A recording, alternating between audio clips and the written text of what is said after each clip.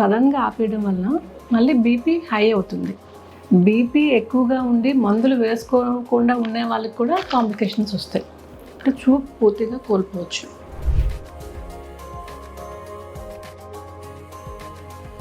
BP మందులు వేసుకుంటే BP కంట్రోల్లో ఉంటుంది. అలా సడన్గా ఆపేయడం వలన మళ్ళీ బీపీ హై అవుతుంది. సడన్గా హై అవ్వడం వలన ఒక్కొక్కసారి కాంప్లికేషన్స్ వచ్చే అవకాశం ఉంటుంది. ఇలాగే హై బీపీ ఉంటే ఏమవుతుందంటే కిడ్నీ డ్యామేజ్ అవ్వడానికి ఎక్కువ అవకాశం ఉంటుంది. మన కంటిలో రెటినా అనే పొర ఉంటుంది. ఆ పొర దెబ్బతినొచ్చు. అంటే చూపు పూర్తిగా కోల్పోవచ్చు.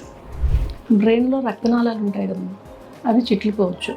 అంటే స్ట్రోక్ రావచ్చు, పెరాలసిస్ రావచ్చు. అలాగే గుండెకి సంబంధించిన ప్రాబ్లమ్స్ రావచ్చు. అంటే చాలామంది ఏమనుకుంటారంటే బీపీ ట్యాబ్లెట్ రెగ్యులర్గా వేస్తూ ఉంటే కిడ్నీ డ్యామేజ్ అయిపోతుంది అనే అపోహ ఒకటి ఉంది.